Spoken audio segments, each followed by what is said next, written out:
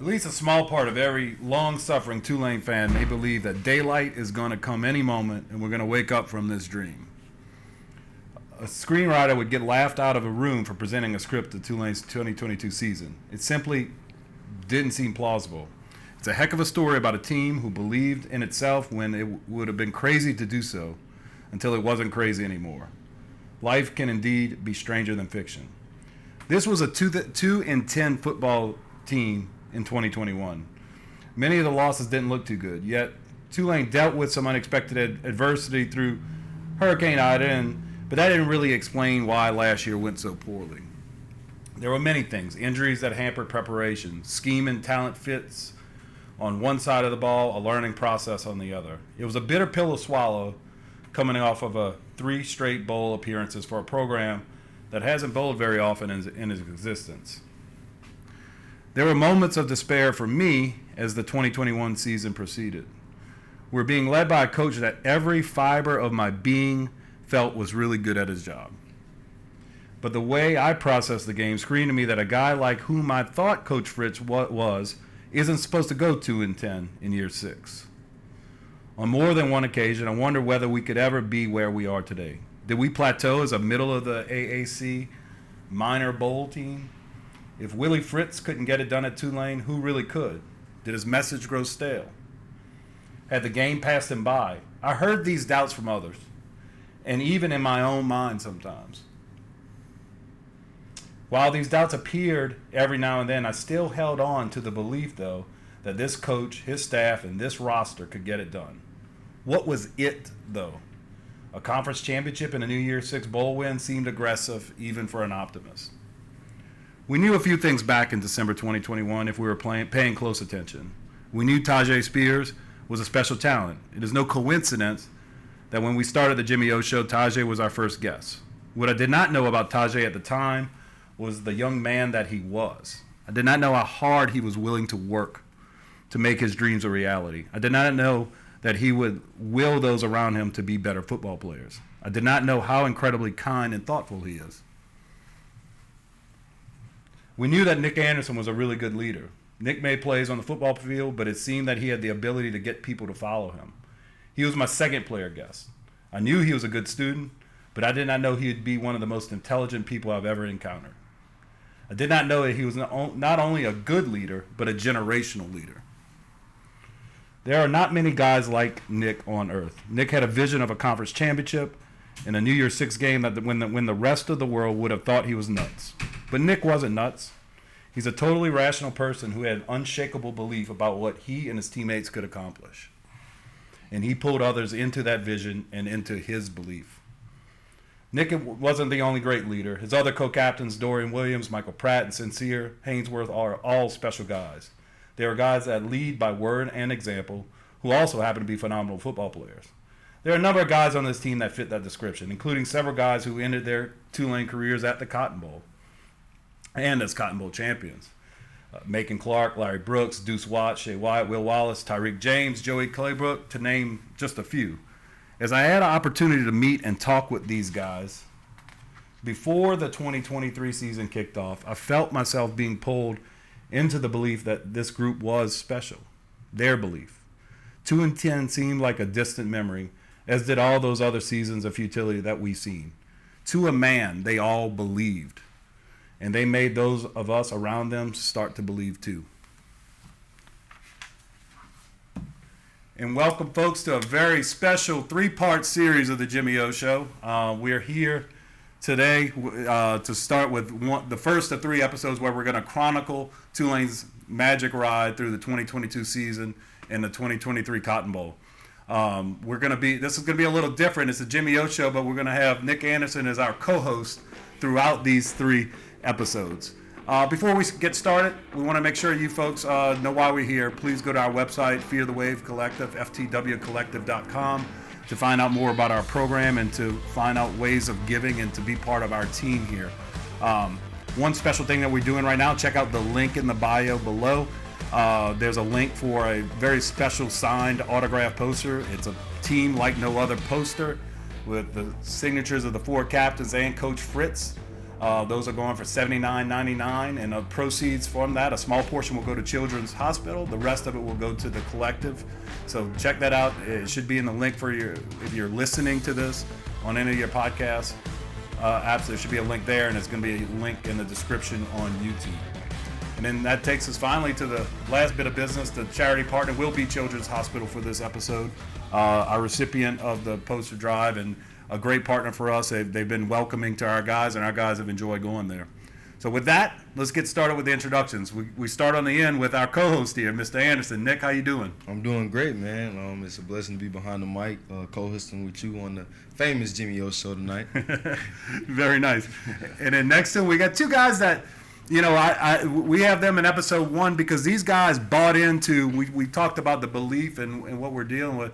These guys bought into that blind faith. They bought in to what Coach Fritz and Nick and these guys had to say, even though the last season wasn't the best. So we got Lawrence Keys right here, receiver, critical, kick returner, all-conference player for us, and then an all-conference lineman, Prince Pines. How we doing, guys? Doing good. Pleasure to be here. Awesome. Thank y'all for joining us. Now, look, what we're going to do here, we kind of, for the 3-part series, we're breaking it up, just kind of chronicling the season. So we're going to actually start in the off-season. Because as y'all know, and football fans know, that's really where everything really starts, before you ever play a game. And we're going to take this episode all the way through the USM game, okay? So with that, I guess let's go ahead and get started. Guys, start with our 2 special guests. What was it about what Tulane had to offer that brought you guys in despite the 2021 season? With me, it was more of a relationship with Coach Fritz. Just knowing him for so long, knowing what type of coach he was, and just having that trust factor in him, other than like any other coach I had during that recruitment time.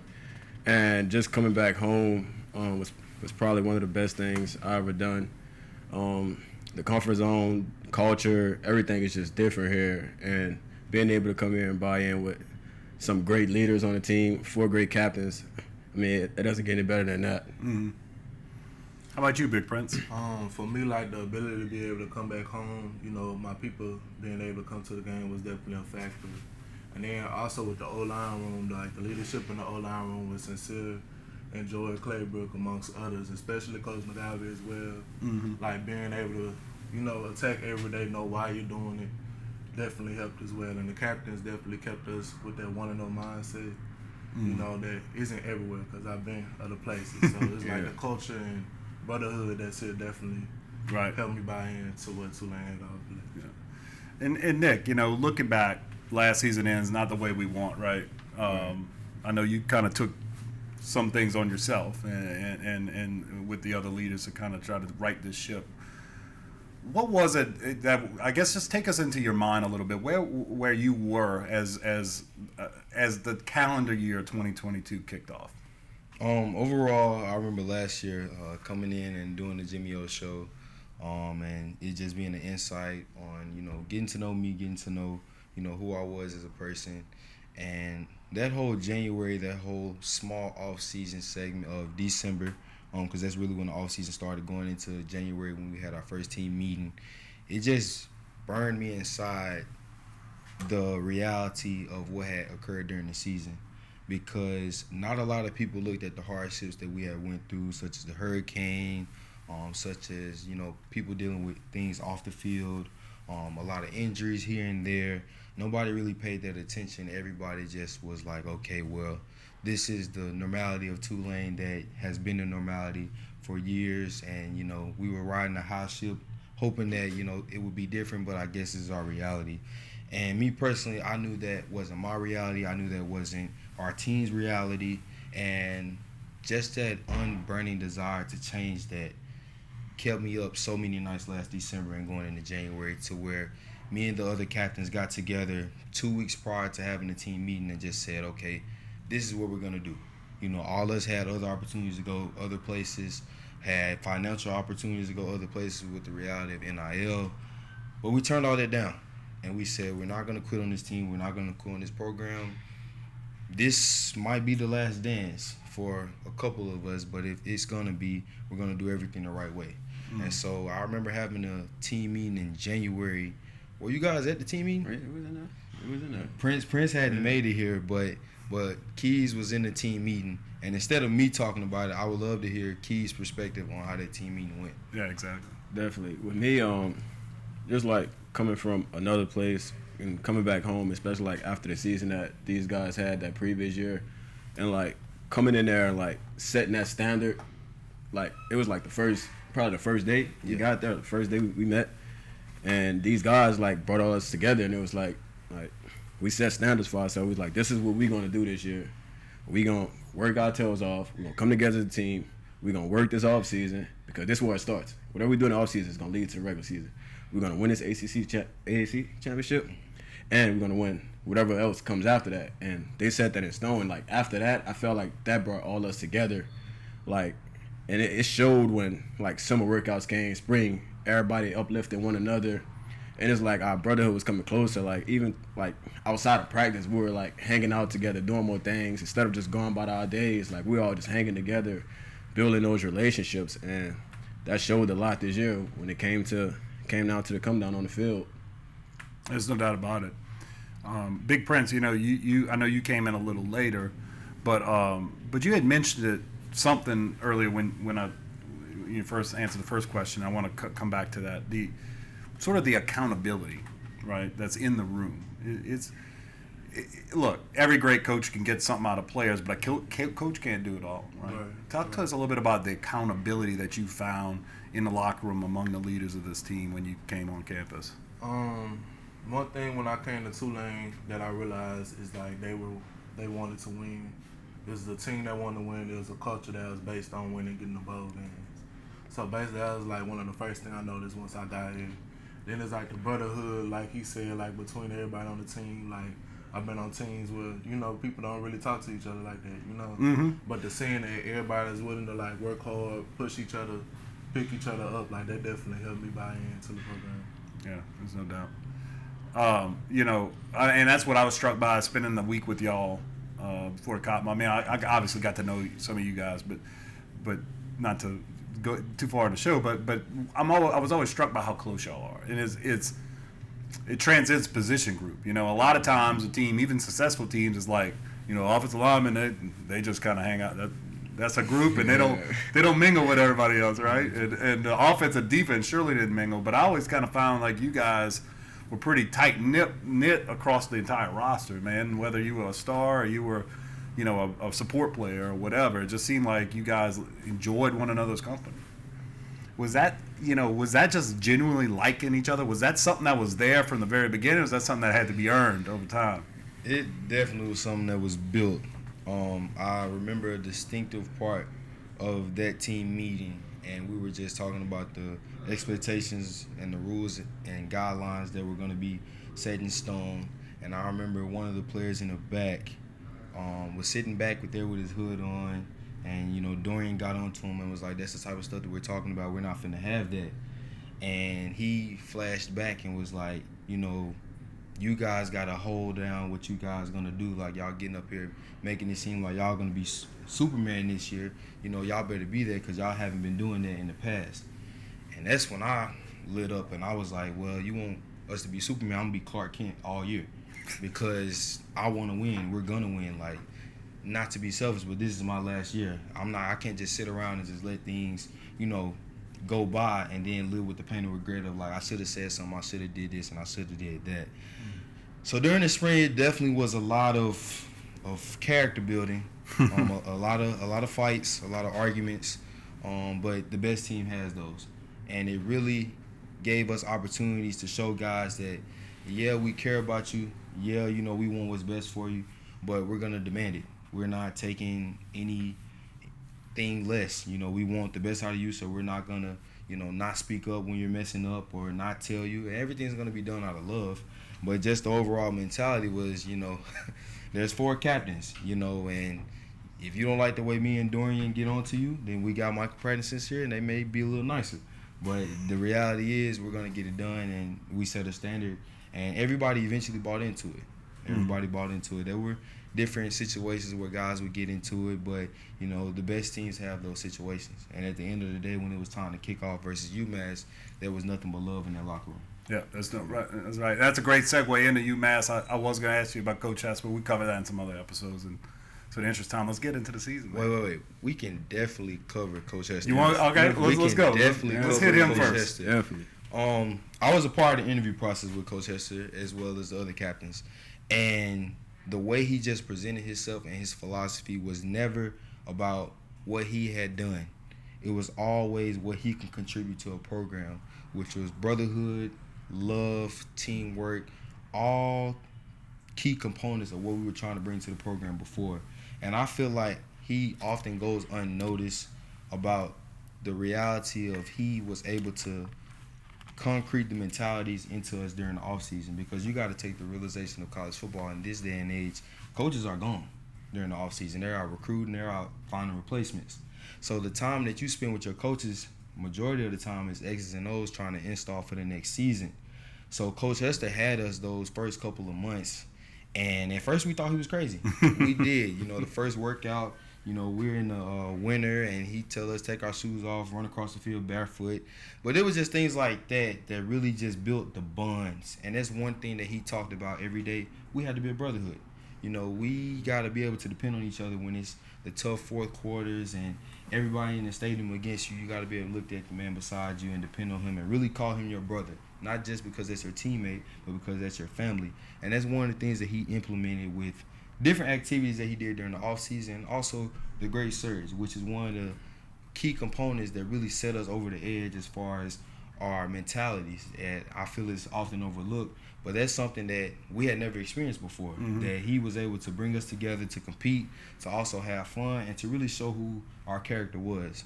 And that was just one of the nights that really illustrated what he brought to this program and the change that he brought to this program with his hire. Yeah, there's no doubt. That was an awesome event too, man. It was. Watching guys get after it, like for no reason really other than pride. There wasn't that much on the line, and I mean, it was hardcore. I mean, I was always struck that Pratt somehow. So I knew there was something extra special in that kid. Like, I remember his team was matched up with Dorian one-on-one on this obstacle course type thing, and Dorian was competing, man. I mean, Dorian's a beast. And Pratt somehow figured out how to edge him out. You know, I was like, okay, that kid's got a little extra something in him now. But yeah, I mean, look, I get it, and just to put a cap on it, it was the same with our experience way back when. Was your strength coach? You know, you got to love your coordinator, you got to love your head coach, you got to love your assistant coach, but the strength coach is the guy. At the end of the day, that's who you remember the most, because you got challenged the most. Right. Yeah. When there was nobody cheering for you under that guy, and yeah, it just, I could tell he had a very special impact on guys. I'm glad we got a chance to give him his love there. Most definitely. So let's get into the season, man. You know, I kind of lump the UMass and Alcorn games together just because those games it was a type way we wanted to get started, right? Right. Two big wins, you know, big stats, gaudy numbers, you know, good scores, but we still didn't know on the outside a whole bunch about you guys, because y'all made a habit of beating, you know, teams of inferior talent pretty badly over the years, you know. But I guess, Nick, you tell me, you know, you can follow with some of the questions of these guys. Like, what were some of the takeaways in your mind from those first two games, that experience? Just overall, I feel like with the UMass game and the Alcorn game, it gave us opportunities to really show the depth. Mm-hmm. You know, you got guys like Alfred Thomas, who had been injured his whole career, get in against UMass, get in against Alcorn State, and showed that he could play quality snaps, which was much needed going into the Week 3 game up in Kansas State. Then you got guys that were new in the program like Dede McNougal. Then you got Lawrence Keys. You know, you got a receiver room that doesn't have a lot of experience as far as playing with Michael Pratt. Being able to get those snaps in that game and add depth to give the offensive coordinators and the Coach Helm more insight on what that player could do against college football opponents. So overall, I feel like those games were key because it gave a true mindset of what guys can do when they're playing against a different opponent, and also gave guys the opportunity to really show that, you know, they can be dependent on as the season went forward. Mm-hmm. And so just want to ask you guys, you know, like, what were your intakes on the first two games of the season and how they went? Honestly, for me, I feel like it was more of like an eye opener or like character build up to like really show like, what we can really do if we play together as a team. And I felt like those 2 games like really brought us closer because like right after those games is over, like it smiles, everybody like, man, we can do a whole lot more. And it's like after those 2 games in particular, we wanted more. And when it came down to like the end of the Elkhorn State game, it was like, I can't wait till next week. Like we can't wait the next week. We can't wait the Monday till we start practice again. And everybody was just fired up. So I felt like those 2 games were like really games that showed us, like who we can be if we come together as a team, as a brotherhood, and play with each other. Right. Mm-hmm. I look at my notes about those first 2 games. You 2 guys both made mention because it's always a lot of times it's about knowing the newcomers. One big unknown. We had an idea defense could be pretty special with the way y'all finished off last season. Okay, overall season numbers, whatever, but we were pretty salty coming down the stretch. And y'all y'all were telling me how much y'all like Coach Amp and y'all buying in. But offense was a big unknown. Coach Boda was coming in. Coach Nagel was sort of taking over his responsibilities in that, a big transition there. Really didn't know exactly what we were doing, but then I'll look down and you got a road grader out there at guard just wiping the field with people. I'm like, okay, he can do that against a lot of people. Like I can see how well Prince, big, strong, but also can move. Right. It was impressive. So I knew we had a player there. So Kane and Ray made some plays early on.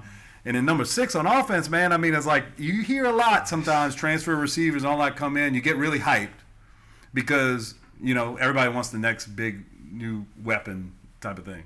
But you showed it, man. You showed that you had like that, sort of an elite level of speed, quickness, ability to catch the ball with your hands and all that kind of stuff. And it's like, okay, well, I think we got to play that. How can we incorporate him more in? So I think it was valuable from our standpoint as fans sort of buying into that this could be a special group, but I just guess it seemed like a lot of confidence building, huh?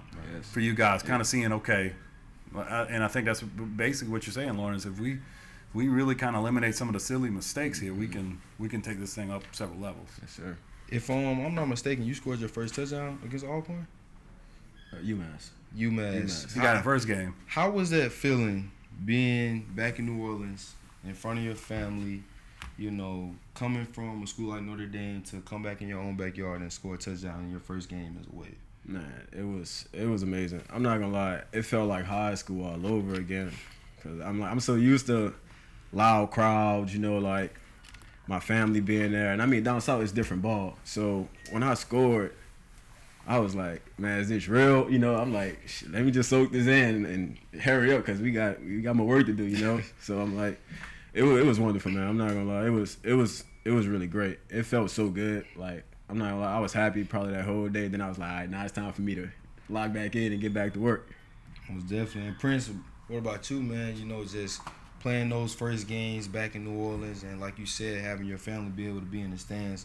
Take us through the moments of, walking through the tunnel, seeing your mom, your dad in the stands, and then after the game, just seeing their smiling faces, which is something that, according to what you said, wasn't the reality when you was at other schools.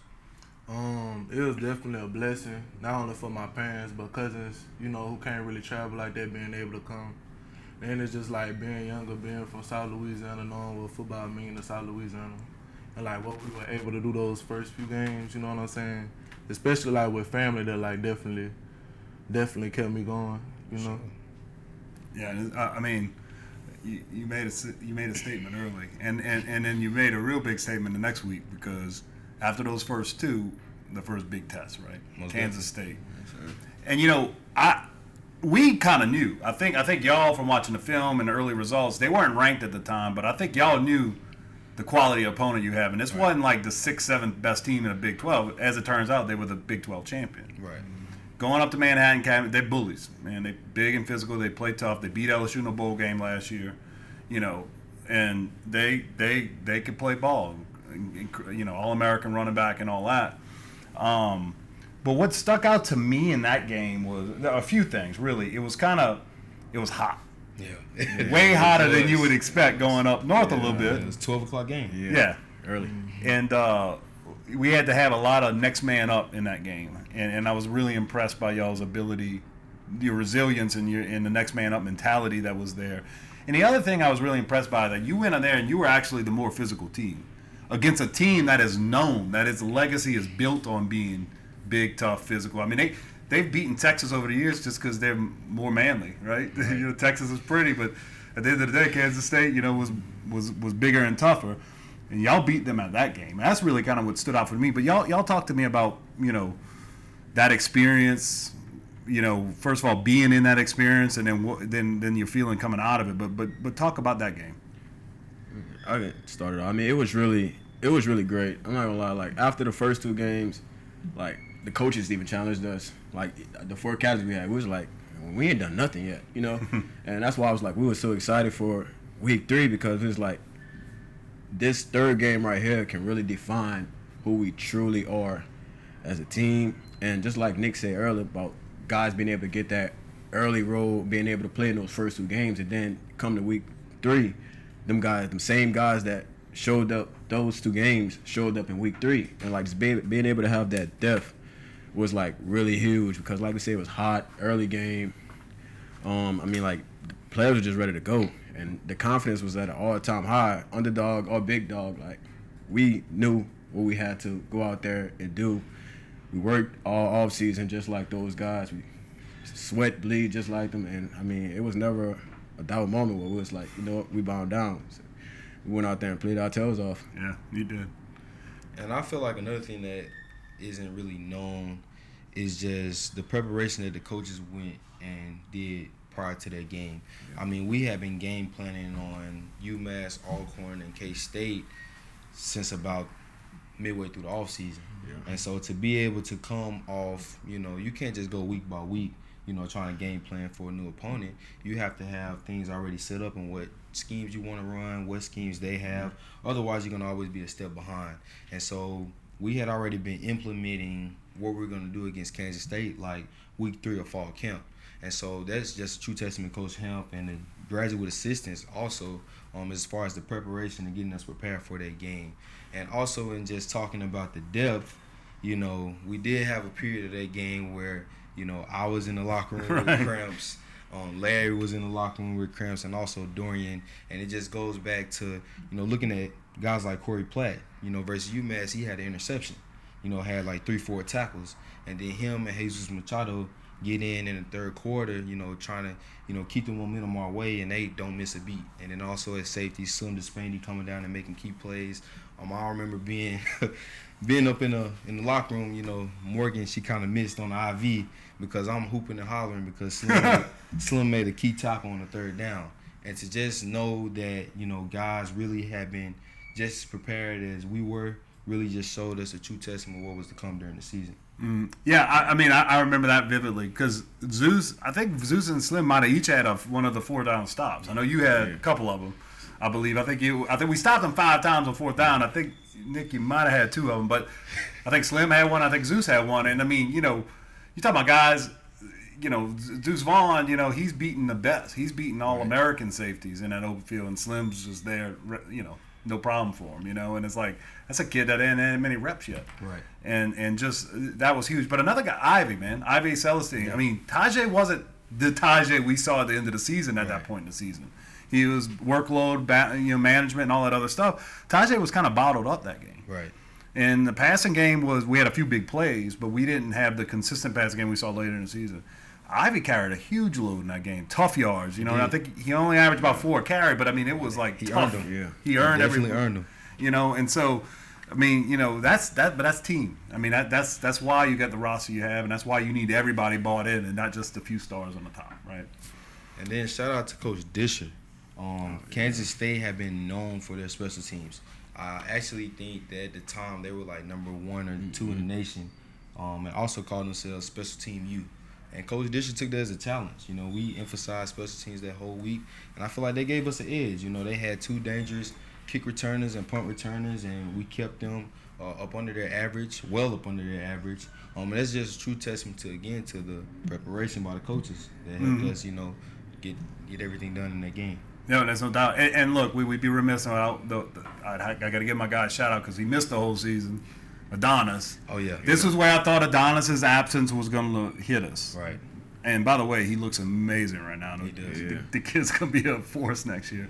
But I thought that's what it is. But Eric Hicks, man, Big Noah was like getting his first real extended action right there, making plays against him. I think he had 4 tackles that game. Al Thomas steps up. You talking about guys who hadn't really established themselves yet, just coming up huge against the best rushing attack, we were expected to see all season. So let's give them their flowers too. Most definitely.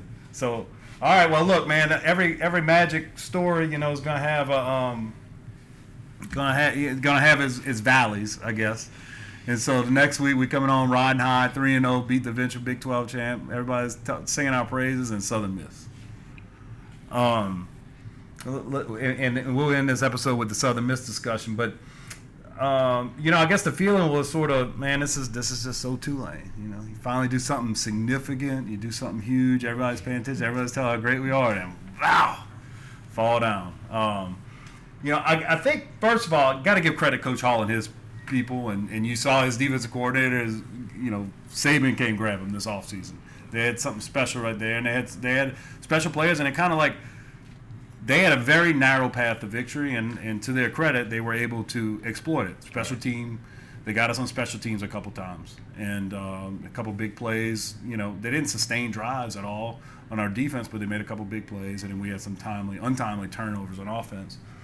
I guess I want to get into after the game, because that's really where I think that's what's important about this part of the story. But during the game, was it anything special about them that y'all saw or whatever? Like you're like, man, we wasn't expecting it out of these guys, and they took advantage of it, or it was just one of those things where blame's on our shoulders? I think that they just came out there with their fire. We had beaten them really bad 2 years prior. I feel like Coach Hall had that fire, being the OC here at Tulane, and he's a great motivator. He's a great head coach. So I know he definitely fired those guys up to come out and play the way they did, and they capitalized and made plays when they needed to. They had the pick six late to seal it. They had 2. We hadn't given up really any explosive plays on defense the whole season. To that point, and they had 2 explosive passes for touchdowns, and also blocked the punt. And so in all 3 phases, they just came out and dominated, and we ended up losing the game. Yeah. Well. So we don't want to end this episode on that note. So Nick, I mean, I after the season, people talk about, when I ask people about their favorite moments. A lot of people, and Lawrence, you might have been one of them that told me, is like, look, the biggest moment was after Southern Miss. That's right. And Prince and Lawrence, if y'all can kind of tell me what it meant to you, how it struck you and the rest of your teammates, what Nick had said. First of all, what did he tell you guys after that game, and how did it sort of galvanize his team for the greatness to come? I mean, for me, when I got back in the locker room, we all came up together as a team. The first thing Nick said was like, he looked at every single one of us in the eyes. He was like, the first thing he said, we deserve this, and it's gonna test us, like our character is gonna test us, adversity, like how are we gonna come back after this? This is either gonna make us or break us, and we're not gonna let that happen. And when he said that, I was looking at everybody's faces in the locker room. Nobody likes losing, but at the same time, nobody had their head down. Everybody had eye contact with him. So I'm like, okay, like I see what we have here. I see what type of group we have here. Like, we're not going to quit. Like, this one game is not going to disguise who we are the rest of this season. And that following week after that, we came back, reset, got our minds right, and we came back even harder. And after that, we went on a run again. So, that game really tested us, like, to see who are we really going to be when adversity hits. When we get knocked down on our butts, what we going to do to get back up? Mm-hmm. Like Lawrence said, that's definitely like one of the most defining moments of the season. Like looking to your left and your right and seeing like everybody ready to, going to work on Monday and really be able to compete throughout the season. So like being able to just go up in there saying like it's a lesson, taking it as a lesson and being able to just put our head down and work through the next week and the week after that, just taking it 1-0 every week definitely helped. Yeah, I feel like that's when 1-0, I think it was already in y'all parlance, right? Y'all, that was sort of a theme y'all had throughout, but that's where it really sort of kind of got underscored in circle, right, as the 1-0 mentality. That's where it really kind of see. This is why it's got to be 1-0, right? Because you can't overlook anybody. And just walking in that locker room, seeing the town go out, and seeing their fans celebrating, seeing our side emptying out, it brought tears in my eyes. And everybody, was wondering, like, even after the game, like, when I talked to my mom, she was like, why are you upset? And I'm like, I'm not upset, but I can just tell from the spiritual aspect of what God is finna do with this loss. And going in the locker room, for a small instance, we had guys about to go at it. And that really where I was like, no, we're not doing that. That's the old Tulane. That's the old mentality. That's what we've done in the past, is when things get down and rough, we turn on each other. We're not doing that. We're not about to have that. We're going to come together as a team. We're going to take this loss on the chin. At the end of the day, we don't care about anybody outside this locker room that has anything negative to say about us, because when we were in the summer grinding and busting our tails, nobody was out there with us. So that opinions shouldn't matter like they didn't then. We're going to come together as a team. We're going to go out and we're going to win. This is just a reality to show you that the only people that you should be worried about opinion-wise are the guys in this room. And the only thing that we can do for it is win, because we're not going to lose anymore. We're not going to let this loss carry on and beat us in next games, because at the end of the day, we did lose to Southern Miss. We did lose our bell. But we never started the season saying we were playing for a bell. No offense to, Tulanians who, want the bell back. They're going to get it back next year. But we started the season saying that we were going to win a conference championship, and we have put ourselves, in a great position to still obtain everything that we want to attain, and we're not going to lose that based off one loss that at the time didn't really mean anything. Mm-hmm. And I want to win just as much as the next person, but I'm like, guys, we got to look at the reality. The season is about to start now. We've been doing too good to just let it crumble and turn on each other when that hasn't been us all year. I guess what I'm struck by, and we'll sort of ended on this thought, but I know where y'all stand on these issues, so get a little preachy. But, when Gospel of John talks about the light entering the world, right, when Jesus comes, light makes an impact in darkness. Light don't make an impact in light. And they needed God's people 500-600 years of captivity, Assyrians and Babylonians and all this, and being subjected to others, ruled Romans. That's when the light was needed. And so it's almost like, to me, that this was the dark moment of the season, right? We lost the bell. But like you said, like, everything that we wanted to accomplish, the goals are all still out in front of us. Were we willing to grab them? Were we willing to pull ourselves together out through this darkness and back into the light now? I think we're just fine doing that. So look, we'll leave it with that. Episode 1. It was a good warm up, but we just threw the first third of the season. So, folks, y'all stick around for the next episode. It's going to be released probably several days after this. We're going to release these in batches. So, but please be sure to check out our website, ftwcollective.com, to get more information on what we do in here. Help these guys out. They are well deserving of it, of course. And y'all find us in the next episode coming soon. That'll do it for this episode of Jimmy O Show.